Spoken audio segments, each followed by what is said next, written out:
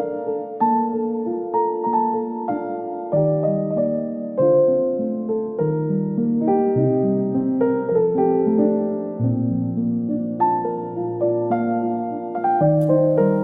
Ricardo, boa tarde. Olá, Rosmar, boa tarde. Boa tarde a todas, boa tarde a todos. Vamos então orar. Nós queremos agradecer a Deus por essa oportunidade de estudos, agradecer aos espíritos amigos que estão conosco, nos intuindo no propósito de auto-melhorarmos. E agradecer em especial a Leon Denis, cuja obra tem transformado os nossos caminhos em caminhos de luz, de forma simples, mas também coerente.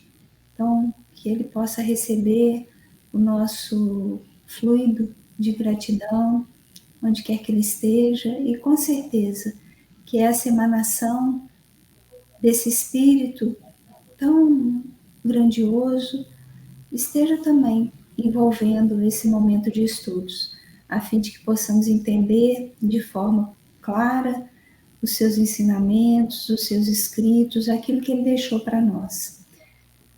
Mais uma vez agradecemos, rogando aos bons espíritos que nos amparem, nos iluminem e principalmente agradecemos por todos aqueles que nesse momento passam por nossas telas mentais, por tudo de bom que Deus tem nos dado, de conhecimento, de harmonia, de crescimento.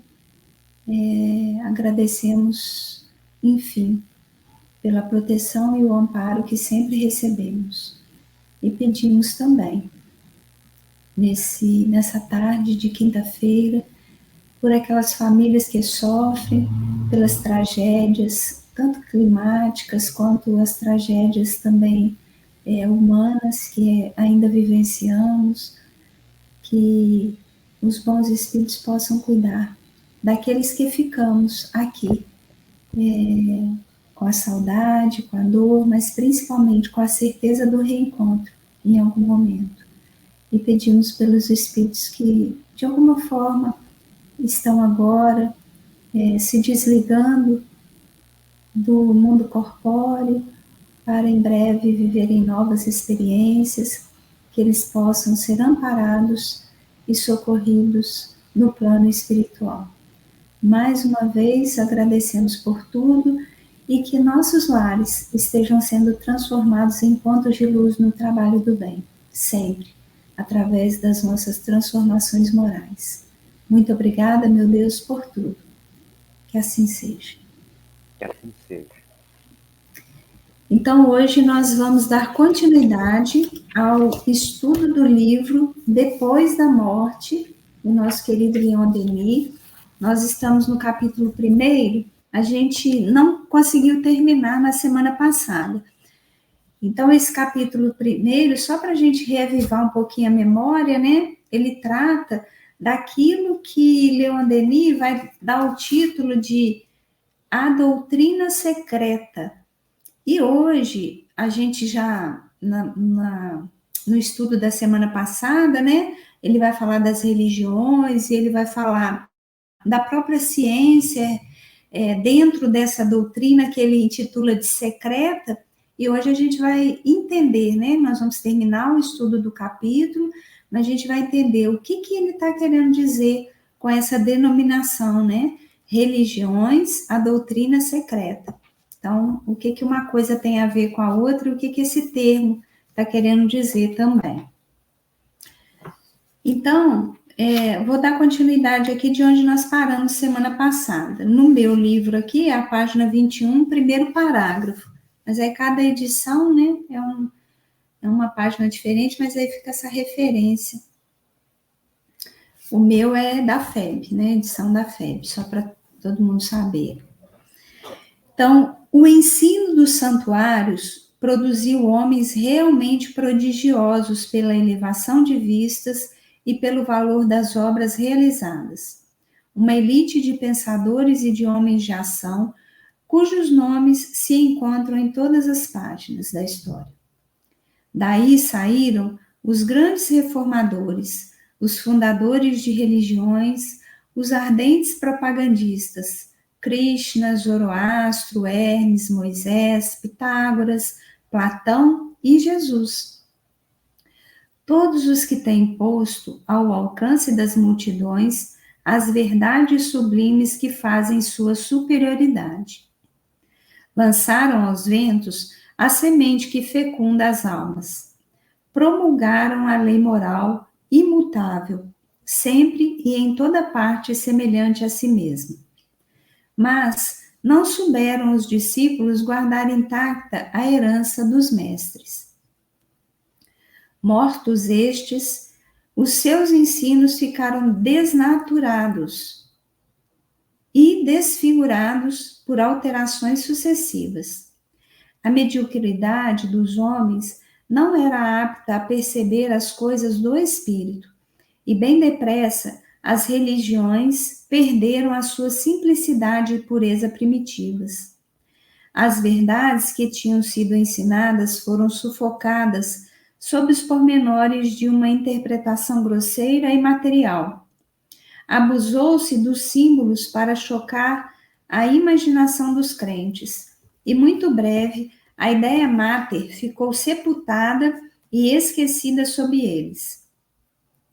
A verdade é comparável às gotas de chuva que oscilam na extremidade de um ramo. Enquanto aí ficam suspensas, brilham como puros diamantes aos raios do sol. Desde, porém, que tocam o chão, confundem-se com todas as impurezas. O que nos vem de cima mancha-se ao contato terrestre. Até mesmo ao seio dos templos levou o homem as suas concupiscências e misérias morais. Por isso, em cada religião, o erro, este apanágio da terra, mistura-se com a verdade, este bem dos céus. Pergunta-se algumas vezes se a religião é necessária.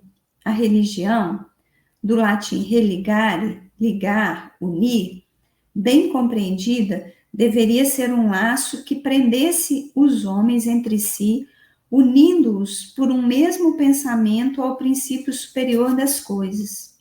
Há na alma um sentimento natural que a arrasta para um ideal de perfeição em que se identificam o bem e a justiça. Este sentimento, o mais nobre que poderemos experimentar, se fosse esclarecido pela ciência, fortificado pela razão, apoiado na liberdade de consciência, viria a ser o móvel de grandes e generosas ações. Mas, manchado, falseado, materializado, tornou-se muitas vezes, pelas inquietações da teocracia, um instrumento de dominação egoísta. A religião é necessária e indestrutível, porque se baseia na própria natureza do ser humano, do qual ela resume e exprime as aspirações elevadas. É igualmente a expressão das leis eternas, e sob esse ponto de vista tende a confundir-se com a filosofia, fazendo com que esta passe do domínio da teoria ou da execução, tornando-se vivaz e ativa. Vou dar uma paradinha aqui só para a gente comentar esse início, né, que eu acho que é importante a gente entender algumas coisas. Então, Leon Denis, ele traz aqui, nesse início que eu li, né, o quanto que nós somos sensíveis e frágeis, né, diante da grandeza dos ensinamentos de Deus, das leis de Deus. Então, o homem, com essas fragilidades, né, ele consegue deturpar até o que é sagrado. Então, quando ele traz aqui no início, né, quando ele fala assim, olha, os primeiros que foram aqueles que trouxeram a verdade, né, essa verdade que é desse sagrado, desse divino, eles trouxeram como se fosse uma água cristalina, né? Uma água pura, sem mácula. Só que a partir do momento que esses conceitos, essas ideias, essa verdade, ela foi sendo passada, ela foi sendo também contaminada pelo nosso egoísmo, pelas nossas vaidades, pelas nossas questões pessoais, né? Então, assim, é interessante, né, a gente tomar consciência disso, porque muitas vezes a gente entra num campo de discussão, né, no sentido, assim, de que às vezes a gente confunde o contexto, né, que é, vamos dizer assim, a doutrina na sua essência, com o que foi tirado daquilo ali, né? O que foi transformado pelo homem, no que foi transformado pelo homem aquilo ali, né? Então, vamos dizer assim, dentro da nossa realidade de espíritas que somos, estamos nessa encarnação, a gente confunde a doutrina espírita com o movimento espírita, né? A doutrina espírita é como se fosse essa água límpida, né? Essa água límpida com a essência do que é o sagrado. E o movimento espírita, muitas vezes, é aquilo que deturpa, né? Que traz para individualidades a, a própria essência da coisa, né? Então, assim, eu acho que é importante quando ele traz isso aqui, né? Para a gente ficar atento com isso, né? A gente não ficar elegendo, né? Pessoas, seres humanos, para serem ali os nossos ídolos, né? Dentro das religiões, mas que a gente entenda que às vezes a pessoa pode ter uma facilidade para falar, para se comunicar, e isso é um dom, né? Mas não quer dizer que aquela pessoa ali, ela é exclusivamente o enviado de Deus para representar, por exemplo, a doutrina espírita. É um ser humano comum, como cada um de nós, né? Nas suas lutas diárias para vencer as suas imperfeições, né?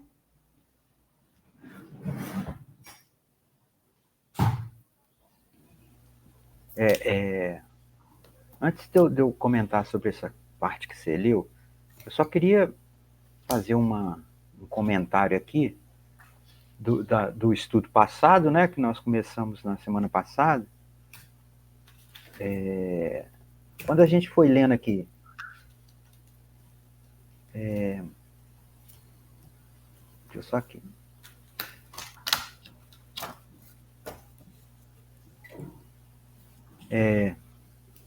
Lenta é a sua marcha da religião, né? Parece, a princípio, comprazer-se nas criptas sombrias da Índia, nos templos subterrâneos do Egito, nas catatumbas de Roma, na meia-luz das catedrais. Então, quando a gente leu isso aqui, eu comentei sobre o mistério, né? Mas é tudo tão misterioso. Não sei se você lembra que eu falei isso. Tudo Lembro, tão sim. misterioso. O Espiritismo veio aí. Lembra, né? O Espiritismo é transparente. Então, eu quero ler. Eu comecei a ler aquele livro novamente, A Caminho da Luz, psicografia do Francisco Cândido Xavier, do Emmanuel. Um livro importantíssimo que todos os espíritas devem ler. Aí o Emmanuel vem falar, eu vou ter que ler, porque senão eu vou colocar palavras minhas e eu acho que não vai ser correto eu fazer isso. Né? Ele fala assim, a ciência secreta. Tá? Aí ele coloca, em virtude das circunstâncias mencionadas, os egípcios traziam consigo uma ciência que a evolução da época não comportava. A evolução da época. Quer dizer, eu comentei que é tudo tão misterioso, só que eu não coloquei assim, peraí, Deus permitiu. Por que acontece isso? Será por quê? O Espiritismo veio aí tão transparente, tirando esse mistério. Então ele já fala aqui. que a evolução da época não comportava a ciência que os egípcios tinham. Aqueles grandes mestres da antiguidade foram, então, compelidos a recolher o acervo de suas tradições e de suas lembranças no ambiente reservado dos tempos, mediante os mais terríveis compromissos dos iniciados nos seus mistérios, porque a gente falou dos iniciados também. Então, aquela coisa das perseguições, tudo isso poderia acontecer. Aí ele continua: os conhecimentos profundos ficaram circunscritos ao círculo dos mais graduados sacerdotes da época, observando-se o máximo cuidado no problema da iniciação, daqueles que iriam colocar aquilo mais para frente. A própria Grécia, que aí buscou a alma de suas concepções cheias de poesia e de beleza, através da iniciativa de seus filhos mais eminentes, no passado longínquo, não recebeu toda a verdade das ciências misteriosas. Tanto é assim que as iniciações no Egito se revestiam de experiências terríveis para o candidato à ciência da vida e da morte. Fatos esses que, entre os gregos, eram motivo de festas inesquecíveis. Os sábios egípcios conheciam perfeitamente a inoportunidade das grandes revelações naquela época, né? Espirituais naquela fase do progresso terrestre, chegando de um mundo de cujas lutas na oficina do aperfeiçoamento haviam guardados as mais vivas recordações. Os sacerdotes mais eminentes conheciam o roteiro que a humanidade terrestre teria de realizar. Aí residem os mistérios iniciáticos e a essencial importância que lhes era atribuída no ambiente dos sábios daquele tempo. Está explicado aqui por quê, o porquê desse mistério. Para a época. Então, aqueles povos, esse livro, ele fala como se a humanidade, né? A construção da humanidade, né? Então fala de Jesus, do laboratório, da Terra, uma nebulosa, ele vai colocando ali dos povos, né? Daqueles exilados de Capela, né? Que acho que todo mundo aí já ouviu falar, né? Naqueles espíritos exilados de Capela, eles já vieram com conhecimento ali para aqui, para a Terra, fabuloso. Então, hoje a gente vê aí, né? Nas escavações, fala assim, pô, mas como é que eles fizeram aquilo? Trazer aquelas pedras, era só areia, uma pedra daquele tamanho, como é que colocou assim, ela linear ali, uma coisa, uma engenharia que os engenheiros de hoje não sabem explicar. Isso é conhecimento que na época não poderia ter, né, para o crescimento da humanidade aqui, o desenvolvimento, a evolução, nem compreender eles compreenderiam. Então é muito interessante, olha só, eu falei aquilo e depois na semana eu li. Cheguei nessa parte nesse livro. Aí eu falei, tá aí, ó, eu tô falei coisas que eu não sabia, né? Que era tudo muito sombrio, que era tudo muito misterioso, que aquilo era coisa do homem. Quer dizer, fui marretando e não tem nada disso, né? A gente não pode nunca colocar a nossa opinião e pensar que Deus não sabe o que está fazendo. Não é possível, porque esse mistério, tudo a gente tem que ler e buscar para ver o que, por quê. Por que aconteceu isso? Não é possível. Deus é todo sabedoria, né? Ele não fez nada que pudesse complicar. Aí voltando aqui o que você falou, que você leu aí, né? A gente vê também a intromissão do homem na questão das religiões, né? Que aí começou a vir a parte humana do egoísmo, né? Do querer saber mais, daquela coisa toda, e veio essa modificação, né? Alterações sucessivas, igual ele fala aqui, né? A interpretação grosseira e material. Abusou-se dos símbolos para chocar a imaginação dos crentes. Quer dizer, isso era interesse humano, interesse do homem, do homem, não do espírito. O espírito, igual eu já comentei com você, Deus colocou tudo pra gente aí, tudo em nosso benefício. A encarnação, o trajeto numa encarnação, a caminhada, ela é toda em nosso benefício. A gente é que atrapalha ela. A gente é que confunde. A gente que é descrente. Né? Porque tem coisas que a gente tem que sofrer. Mas tem muitos sofrimentos que a gente faz por ambição, por orgulho, por egoísmo. Né? São sofrimentos psicológicos, sofrimentos físicos. Né? Então, é a gente que coloca, porque se você for olhar direito, se você analisar minuciosamente, tudo a gente consegue. A gente consegue tudo. A gente sofre quando perde um ente querido, mas se a gente meditasse sobre aquilo, a gente sabe que ele não morreu realmente. Que o espírito é imortal. Mas a gente sofre. Por quê? Porque a gente é humano. Pra gente, como é que fala? É saudade. A gente tem saudade daquela pessoa que a gente ama. A gente tem isso no mundo espiritual também. A gente sente saudade, a gente não vai perder isso. Mas a gente tem que ver o patamar evolutivo que a gente está neste momento. Neste local aqui, na Terra. Né? A gente sabe que a gente veio, a gente tem as descendências daqueles povos que já estavam aqui na Terra, né? Que também no livro A Caminho da Luz, quem se interessar pode dar uma lida, que vai ver os povos que já estavam no planeta, né? Que se modificaram aqui, né? Teve aquela coisa do animal, mineral, vegetal, animal, aquela coisa toda, aquela evolução, né? Aí chegou ao hominal. Então tem uns povos que se desenvolveram aqui, mas a maioria vieram daqueles exilados de Capela, que fez a nossa humanidade aqui, né? A origem de tudo. Então é muito bacana isso, interessante. E assim, eu achei bacana ele falar aqui, né? Olha, pergunta-se algumas vezes se a religião é necessária, né? Porque às vezes a gente entra também em determinadas questões e isso acaba gerando um conflito, acaba a gente entrando numa discussão tão como se aquilo ali fosse o principal, né? E aí a gente começa a falar, não, a gente não precisa de religião nenhuma.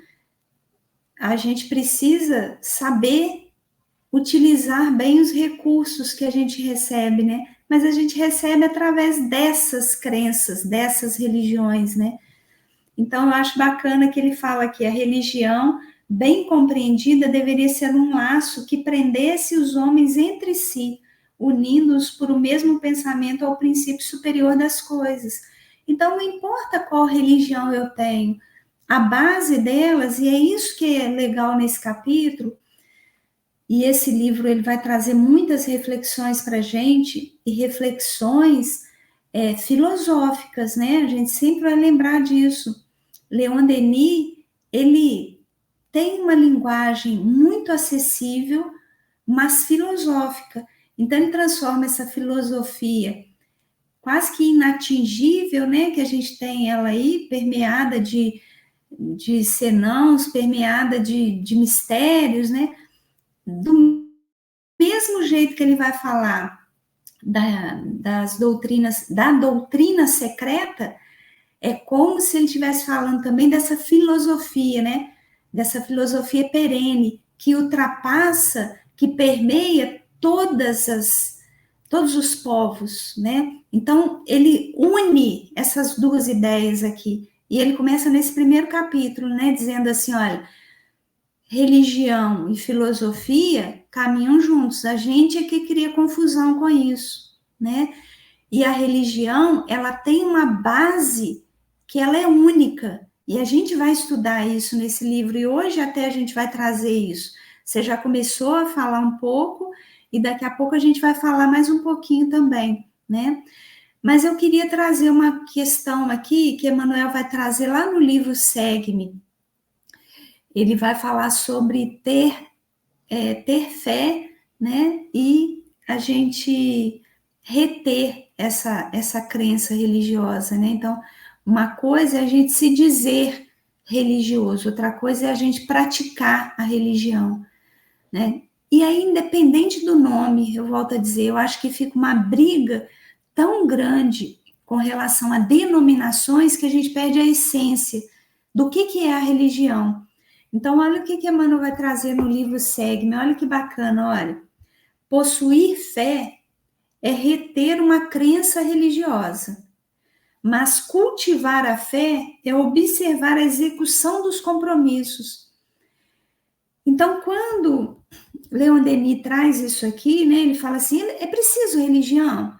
Aí ele vai falar assim, olha, se o homem compreendesse bem o que é a essência da religião, ele ia entender que a religião une. Ela não faz isso que está acontecendo com a gente hoje, que é esse racha, né? Cada um querendo dizer que o seu Deus é melhor, que a sua fé é melhor. Ele ia compreender o quanto que existem elos nos unindo através das religiões, né? Então, na verdade, a gente pode possuir fé. Qual que é a sua fé religiosa? Eu sou espírita, então eu possuo uma fé. É até chique, né? Hoje em dia falar, eu tenho uma fé, né? Mas cultivar essa fé, ou seja, no meu dia a dia, o que significa ser espírita no meu dia a dia? Isso é cultivar a fé. Aí sim é falar desse elo que une as religiões, né? Eu sou protestante. Eu estou usando o verbo ser aqui, mas a gente sempre usa o verbo estar, né? Eu estou espírita, eu estou protestante, por quê? Porque cada reencarnação nossa são novas possibilidades de construir, né? Então, pode ser que em outras encarnações a gente esteja ligado a outra denominação religiosa. E às vezes a gente se vincula àquela que a gente mais perseguiu na reencarnação, nas reencarnações anteriores, né? Então a gente precisa tomar cuidado com isso. Então eu queria trazer isso porque eu achei bacana, né? A gente precisa voltar a esse pensamento dessa doutrina secreta, que a gente vai entender o que ela quer dizer, o que Leon Denis está trazendo para a gente, que ele vai desconstruir totalmente essa ideia que de secreta não tem nada, ele vai dizer para a gente, né? O que nós estamos fazendo com essa base que todas as nações receberam em comum, que é o ensinamento da lei de Deus, né? Que é a crença na vida sucessiva, né? De que a vida só existe vida, né? E a possibilidade dessa comunicação entre os mundos, né? E por aí vai, a gente vai adentrar isso melhor. Mas eu achei interessante esse pedaço aqui também, né? Porque vai dizer dessa nossa relação com a religião. E a gente precisa desconstruir essa ideia de que religião é um palavrão que não deve nem ser falado, porque está dizendo do que é melhor, do que é pior, né? Ou então de uma vaidade muito grande, né? Então a religião tem que ser a minha. Então é entender, né, que a fé ela tem que ser cultivada, né? Cultivada. E ela é cultivada nessas relações, né? A partir das diferenças que a gente vai também construindo, né? Pode Desculpa. falar. Não, pode falar. Não, eu só perdi aqui onde que eu parei. Eu não sei se eu parei, mas para exercer a influência salutar, é isso? É isso Então, mesmo. tá. Então, só para fechar aqui meu comentário, né? Ele vai falar assim: olha, a religião é necessária e indestrutível, porque se baseia na própria natureza do ser humano. Então, essa a gente chama também de espiritualidade algo intrínseco ao ser, né? Então, a gente precisa cultivar essa espiritualidade o tempo todo, porque ela é algo que é a nossa base, né? A nossa natureza humana, ela está fundada nessa questão também da nossa espiritualidade, né? Então, não dá para fugir disso, porque E senão a gente vai sofrer muito, né? sem espiritualidade, a gente não tem sentido. Se você não tiver isso, não tem sentido. Não é? Se vai acabar, acabou, tudo volta para o material, papapá, papapá. Então, é imprescindível, vamos dizer assim, né? Mas é É interessante. verdade. Você vai continuar? Vou continuar, porque a hora está passando rápido e ainda tem tanta coisa para a gente ver nesse capítulo aqui. A não ser que você queira comentar alguma coisa, tá? Eu Eu não só tenho essa falei, urgência não, assim, não. eu só falei que, eu falei assim, que muda só os nomes e o nome dos deuses, né? Muda os nomes da religião e dos deuses dessa religião. Mas é tudo a mesma coisa, o mesmo fim. É a mesma, igual você falou, é a base. Agora, essa divisão toda é o homem. A base é a mesma, igual você falou. Não precisava disso. Não havia necessidade de tantas, né? Mas vamos deixar porque é Deus que está no comando, ele sabe que é bom para a gente. Eu acho que é isso também, sabe? Eu acho que Deus sempre está no comando e as coisas vão acontecer de acordo com a nossa necessidade evolutiva. Mas a gente também dificulta muitas coisas, sabe, Ricardo? Eu penso assim, a gente colocar tudo, falar que tudo é Deus que quer, é Deus que Deus permite. Ele vai permitindo a gente até errar, né? Mas tem coisa que é nossa. Tem coisa que não precisa ser assim, né? Igual aqui a gente está vendo. Leon Denis está trazendo para a gente, olha, uma doutrina secreta, mas que não precisava ter sido assim. E aí a gente vai ver isso nesse livro que você trouxe, né? Eu acho que é importante a gente ter essa consciência também. É, Então eu vou seguir aqui, daqui a pouquinho a gente para e comenta mais um pouquinho. tá bom. Mas para exercer uma influência salutar, para voltar a ser um incitante de progresso e elevação, a religião deve despojar-se dos disfarces com que se revestiu através dos séculos. Não são seus elementos primordiais que devem desaparecer, mas sim as formas exteriores, os mitos obscuros, o culto às cerimônias. Cumpre evitar confundir coisas tão dessemelhantes.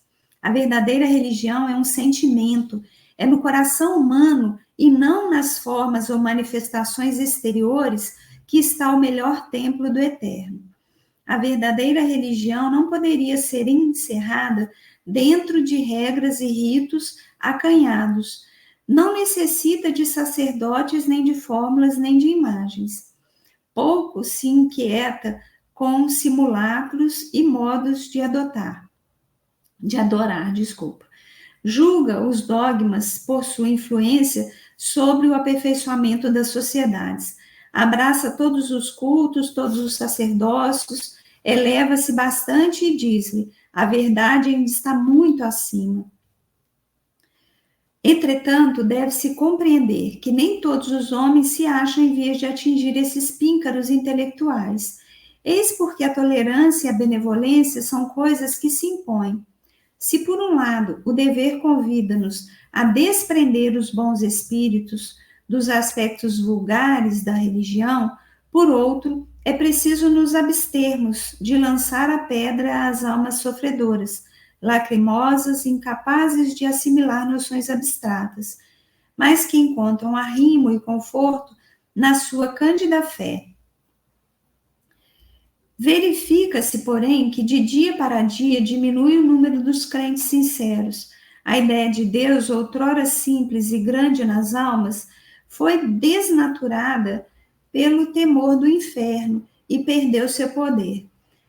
Na impossibilidade de se elevarem até ao absoluto, certos homens acreditaram ser necessário adaptar à sua forma, à medida e medida tudo o que queriam conceber. Foi assim que rebaixaram Deus ao nível deles próprios, atribuindo-lhe as suas paixões e fraquezas, amesquinhando a natureza e o universo, e sob o prisma da ignorância, decompondo em cores diversas os argênteos raios da verdade. As claras noções da religião natural foram obscurecidas a bel prazer. A ficção e a fantasia engendraram o erro, e este, preso ao dogma, ergueu-se como um obstáculo no meio do caminho. A luz ficou velada para aqueles que se acreditavam seus depositários, e as trevas com que pretendiam envolver os outros fizeram-se em si próprios e ao seu redor.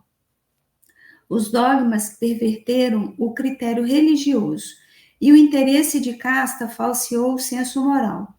Daí um acervo de superstições, de abusos e práticas idólatras, cujo espetáculo lançou tantos homens na negação. A reação, porém, anuncia-se. As religiões imobilizadas em seus dogmas, como as múmias em suas faixas, agora agonizam, abafadas em seus invólucros materiais, enquanto tudo marcha e evolve em torno delas. Perderam quase toda a influência sobre os costumes, sobre a vida social, e estão destinadas a perecer.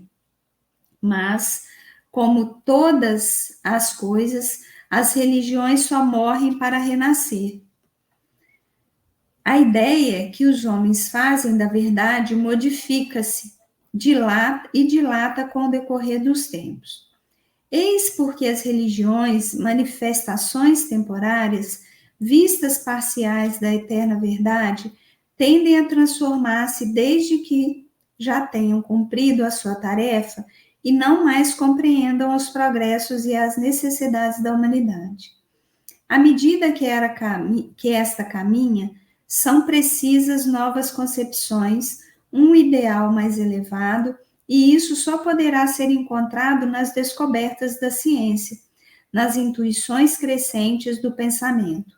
Chegamos a uma época da história em que as religiões encanecidas anuem-se por suas bases, época em que se prepara uma renovação filosófica e social. O progresso material e intelectual desafia o progresso moral. Nas profundezas das almas agita-se um mundo de aspirações que faz esforços por tomar forma e aparecer à vida. O sentimento e a razão, essas duas grandes forças imperecíveis como o espírito humano, de que são atributos, forças hostis até hoje e que perturbavam a sociedade com seus conflitos, semeando por toda parte a discórdia, a confusão e o ódio, tendem finalmente a se reconciliarem. A religião deve perder seu caráter dogmático e sacerdotal para tornar-se científica. A ciência libertar-se-á dos baixios materialistas para esclarecer-se com um raio divino. Surgirá uma doutrina idealista em suas tendências, positiva e experimental em seu método, apoiada sobre fatos inegáveis. Sistemas opostos na aparência, filosofias contraditórias e inimigas, o espiritualismo e o naturalismo, entre outras, acharão, afinal, um terreno de reconciliação.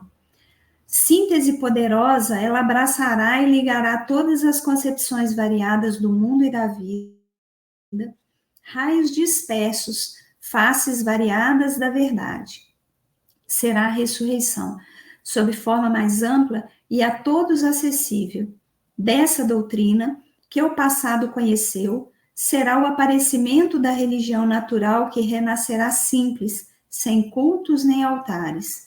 Cada pai será sacerdote em sua família, ensinará e dará o exemplo. A religião passará para os atos, para o desejo ardente do bem. O holocausto será o sacrifício de nossas paixões, o aperfeiçoamento do espírito humano. Tal é a doutrina superior, definitiva, universal, no seio da qual serão absorvidas como os rios pelo oceano, todas as religiões passageiras, contraditórias, causas frequentes de dissidência e dilaceração para a humanidade. E aqui ele encerra esse capítulo, né? É tão interessante ler Leon Denis, porque ele vai costurando as ideias, né? Então, ele vai do filosófico ao científico, passeando pelos conceitos, né? E trazendo isso de forma histórica também. Então, ele vai trazendo os conhecimentos das religiões que eram tidas como doutrina secreta, né? E aí eu faço questão de falar aqui no singular, porque a gente está falando de religiões, mas a gente está falando de uma doutrina que é permeada de uma única verdade. Então, por isso que é importante aqui, né? Ele coloca isso, doutrina secreta, e a gente tem que destacar isso, que não são várias doutrinas, mas é uma só, porque só existe uma verdade, e é dessa verdade que Leon Denis está falando, que ela foi permeada por esses conceitos, às vezes, dos próprios homens, e por isso ela se tornou secreta, e por isso ele traz o termo dos iniciados, porque essa doutrina ela foi sendo apresentada a todos os povos indistintamente a partir desses que eram chamados, né, os xamãs, não vou usar esse termo aqui, médiuns, né, porque isso é da época nossa já cunhado por Kardec, mas daqueles profetas e de todos mais que tinham essa possibilidade dessa comunicação com o mundo espiritual, e que esse mundo que era permeado de espíritos superiores traziam essa única verdade, que é essa doutrina que ele chama de secreta, e que ele vai encerrar esse capítulo dizendo, olha, essa que eles chamam de doutrina secreta, ela será ressurgida sob uma forma mais ampla e a todos acessível. Dessa doutrina que o passado conheceu será o aparecimento da religião natural. Cada pai será sacerdote em sua família. Então, olha que poético, né? Leon Denis é assim, é muito bacana a gente ler, né? E a Isso aí, gente entender isso que ele está trazendo, né? ele corrobora aquela questão do lar ser um templo. É o primeiro templo, né? Porque ele é íntimo. Ele não é um culto externo. Aquele trabalho que você faz dentro do seu lar, né? Que você higieniza ele, que você prepara ele para tudo, para receber os espíritos, para receber. Gente, ele está reafirmando isso aí. Isso é religião. Né? O próprio pai daquela família, ele vai ser o sacerdote. Né? É interessante. A gente ainda vai levar muito tempo para isso ainda, mas é isso. Eu acho que isso é um fim. Né? A gente está trabalhando nisso, está aprendendo tudo, está pegando as experiências. Até um dia a humanidade vai entender que dentro do próprio lar você consegue fazer isso, sem necessidade desse culto externo, entendeu? De querer mostrar, porque imagina toda a família com um pai ali que vira o sacerdote daquela família e vai cuidar da parte espiritual daquela família. Quer dizer, quando você sai para conviver com a humanidade, você já está ali com aquilo tudo ali, você já vai sair de outra forma. É o que não acontece hoje. É o que não acontece. É tudo mal trabalhado, mal edificado dentro da própria família, que eu acho que é a coisa mais importante da vida, que é a família bem cuidada, bem traçada, não só a parte material, mas a parte espiritual, né? Eu vou pegar um gancho nessa parte que você trouxe do livro A Caminho da Luz, né? Eu não sei, você tem aí a primeira edição? Acho que foi 1961. Você tem aí só para eu situar aqui enquanto você procura, né? Então, assim, a gente, esse livro que nós estamos lendo, né, do Leon Denis, ele foi editado em 1897. Então, depois da morte, foi escrito, né, Leon Denis, em 1897, talvez até antes, mas ele foi publicado nesse período. Então, vamos dizer que 60 anos antes, Leon Denis já estava falando sobre isso que Emmanuel está trazendo aí, né, nesse livro que ele ditou para o Chico, né? E aí a gente vai vendo o quanto que também essa comunicação no mundo espiritual ela é intensa, né? 1939, Rosimar. Então, 39, 1940, uns 80 anos antes, né? Leon Denis já estava trazendo para a gente, né? Isso aí que Emmanuel trouxe, né? Que Emmanuel escreveu nesse livro aí. Olha como é que a gente está. A gente, a espiritualidade ela vai se conectando também, né? Essas informações elas vão chegando de uma forma bem clara para todos nós, né? O Emmanuel ditou para o Chico em 1938. 38, Então, são 42 anos, né, de diferença de uma publicação para outra. Então, 40 anos antes, Leon Denis já trazia essa ideia, né? E aí, eu vou meio que resumir, né, o que a gente... Só essa parte inicial, porque o próximo capítulo aqui do livro, a gente já vai começar a trabalhar os povos, né? E como é que essa religião, que essa doutrina secreta era trabalhada em cada um desses povos, né? Mas aí eu vou trazer, qualquer coisa você me interrompe se eu, né, se você quiser comentar alguma coisa, só vou trazer de forma bem resumida, né? Então, a gente tem 6 povos, né, que foram, que estão aí dando origem, né, à nossa existência aqui na Terra, né? Então, 2 deles já estavam aqui, né? Então, a gente começa aí pela África, né? E aí eu vou trazer alguns termos aqui, disso tudo que eu vou falar agora, daqui para até o final do estudo de hoje. Tem coisa do Haroldo Dutra Dias, que é um palestrante espírita que quem é espírita conhece, né? E às vezes até quem não é mesmo pode conhecer. E eu vou trazer também alguma coisa do Humberto Schubert, que é aqui de Juiz de Fora, ele é filósofo, e ele traz assim uma fala bem bacana sobre também Leon Denis, né? Então, alguma coisa eu vou trazer de um pouquinho de outro, e eu juntei para fazer o meu raciocínio aqui, né?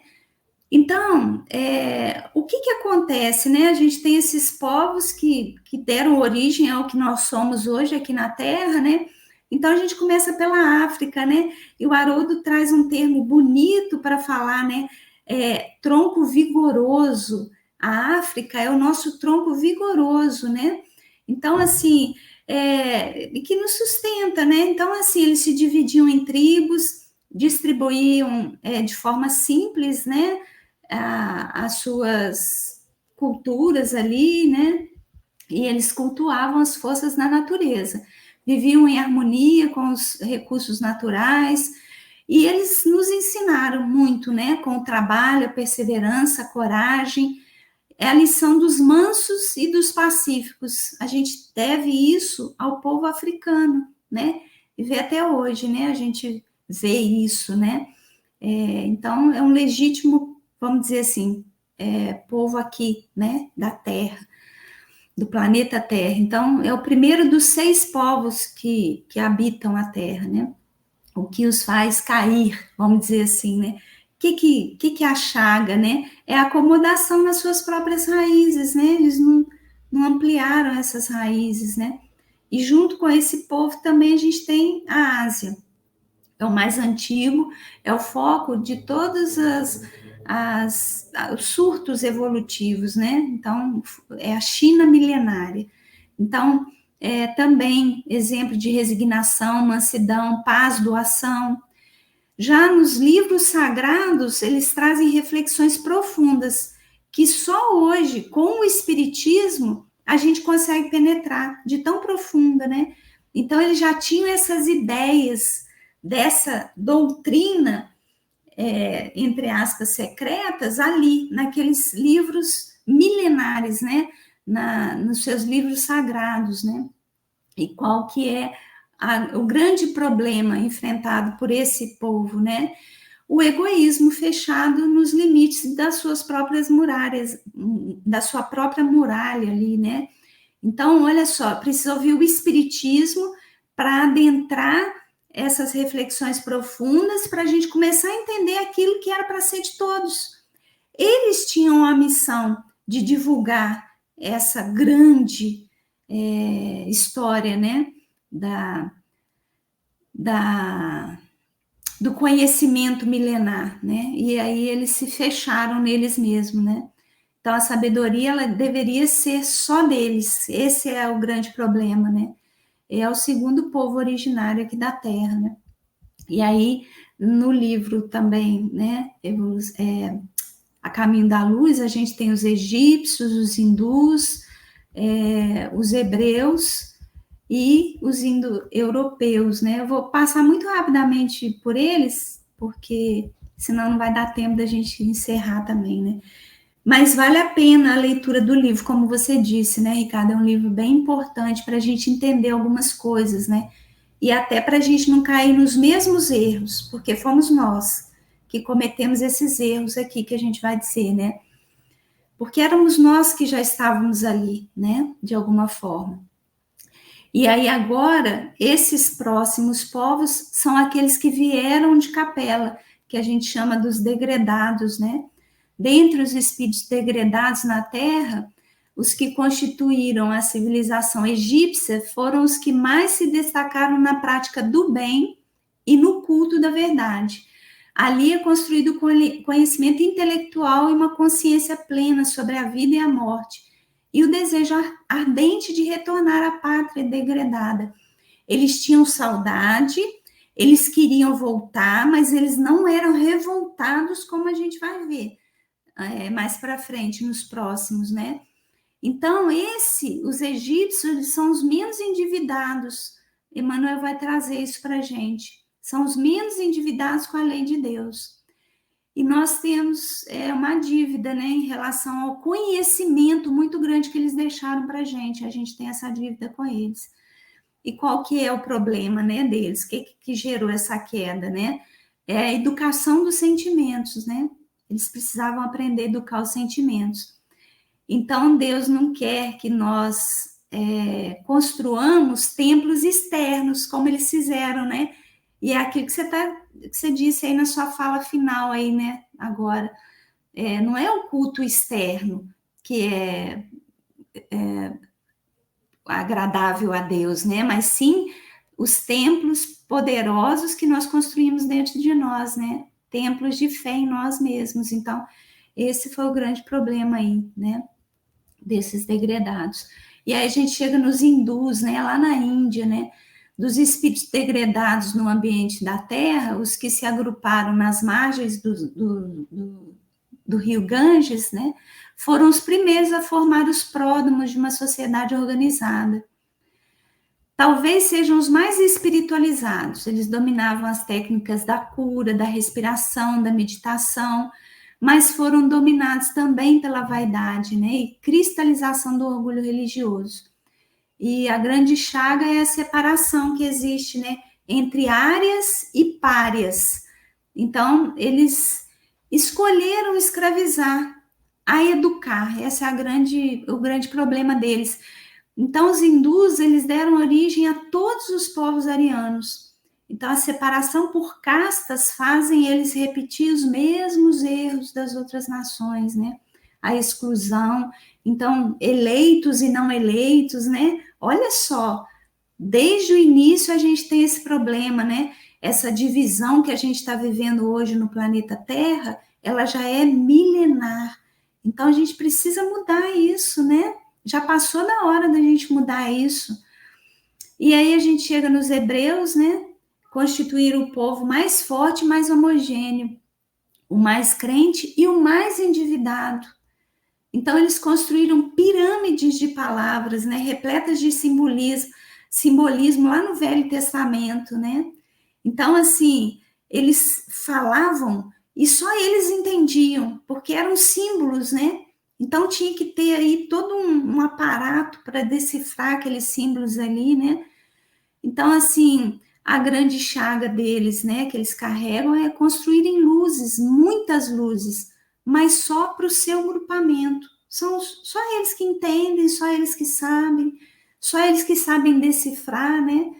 Então, eles são pouco acessíveis à comunhão perfeita com os demais povos do planeta, né? E aí, para encerrar, a gente chega nos indo-europeus, né? Na sua maioria, os mais revoltados com o degredo. Então, todos eles sentem falta, mas esse povo aqui, ele é o que sente mais saudade e mais revolta. Eles têm revolta até contra Deus, né? Então, do Irã, procederam quase todas as correntes dos povos brancos que representariam mais tarde os troncos genealógicos da família indo-europeia. Então, há um senso de propriedade grande, domínio, e mesmo que de forma equivocada, né, para dominar os outros povos, eles foram os únicos que se misturaram. E o grande desafio é o coração enrijecido, eles não se permitem sentir, né, não querem ter saudade, para não sentir a dor, né, de estarem longe do seu povo, longe, né, dos seus grandes amores, e não caírem em pranto, né? Então, se permitir uma fresta de sentimento para esse povo é muito difícil, né? É como se ele dissesse que ele ia ser dominado pela angústia, porque de todos é o que sente mais falta dos seus amores, do povo de Capela, né? Então, eles são muito revoltados, inclusive com Deus, né? Então, assim, eu trago esse panorama geral, que você trouxe aí, né, no livro, mas ele é muito geral mesmo, esse livro é muito profundo, né?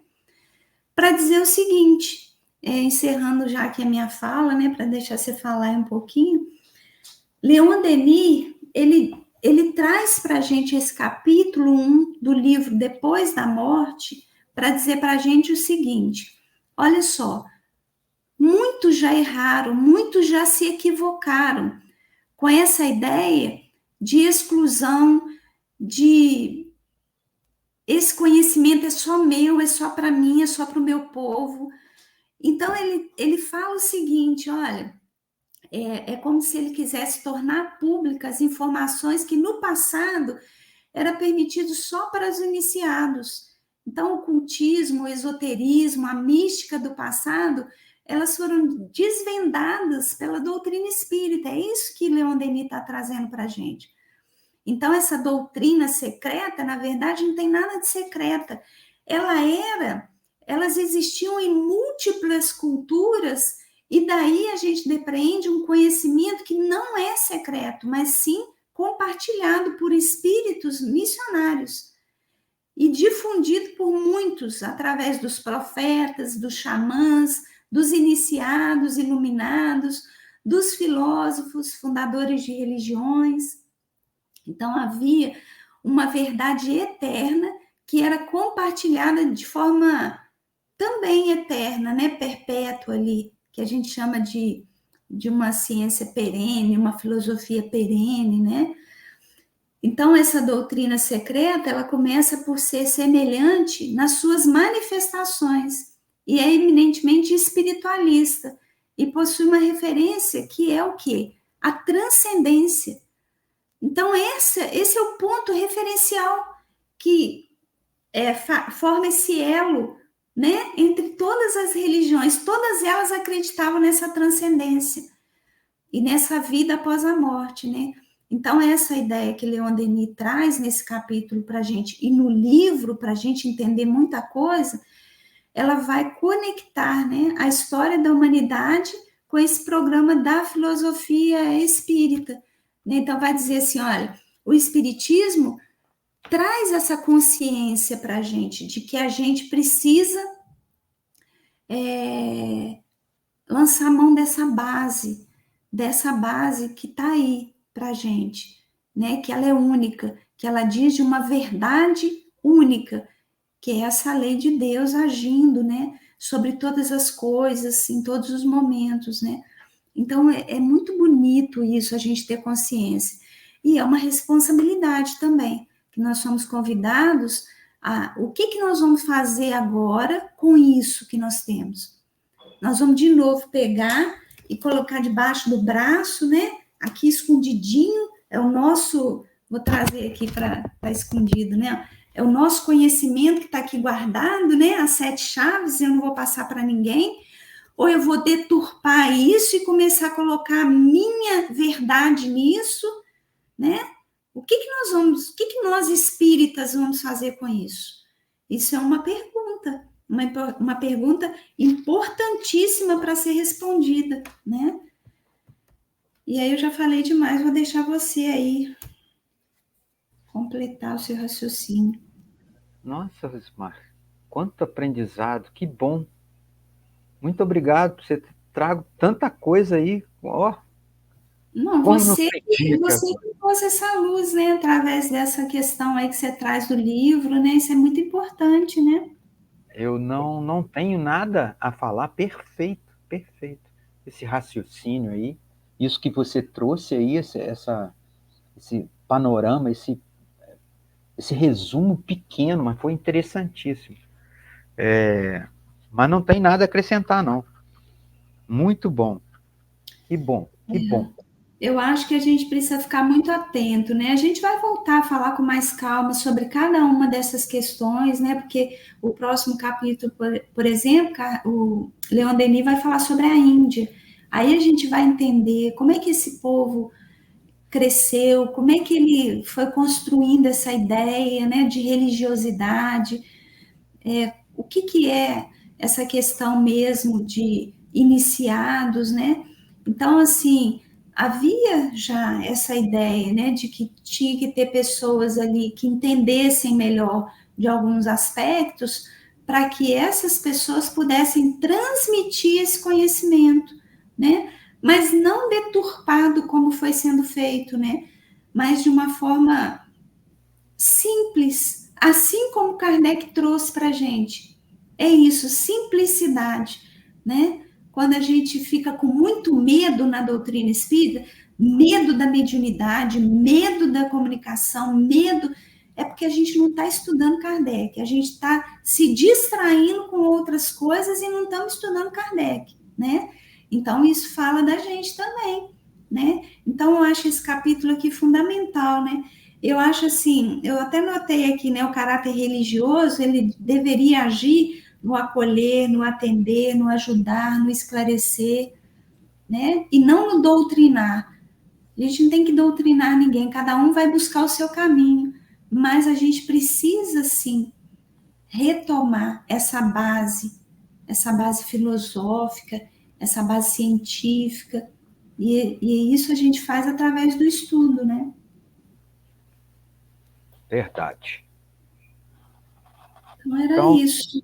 Acho que se ficou corrido, né? Quem estiver aí assistindo, quiser que a gente comente mais alguma coisa desse capítulo, escreve aí para a gente, né? No chat aí, que toda mensagem, mesmo que discordante com a gente, que seja respeitosa, nós vamos responder com tranquilidade, né? Não precisa concordar com nada do que nós estamos falando aqui. A gente só vai prezar sempre pelo respeito, né? Então, assim, que a gente possa fazer esse contato aí de forma respeitosa e vai ser muito bem-vindo.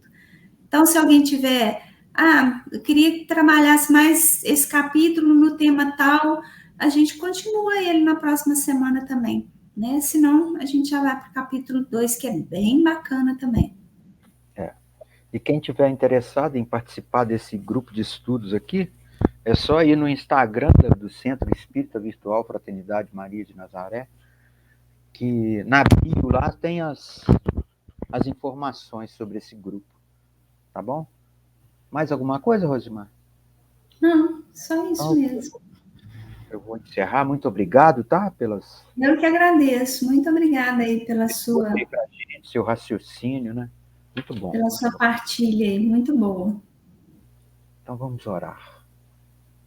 Nós agradecemos, Pai misericordioso, Jesus, irmão maior, Mãe Santíssima, Maria de Nazaré, pela nossa vida, pelo nosso dia, pelas bênçãos que recebemos.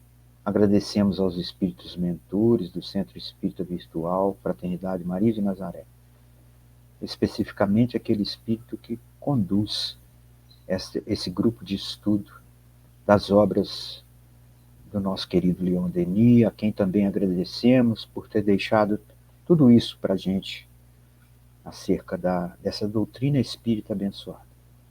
Que nós possamos estar juntos novamente aqui na próxima quinta-feira, neste mesmo horário, para mais um estudo. E que a Mãe Santíssima, Maria de Nazaré, abençoe os lares de todos aqueles que irão assistir este vídeo aí no canal do YouTube, esse estudo, e sempre agradecidos por tudo. Que assim seja. Que assim seja.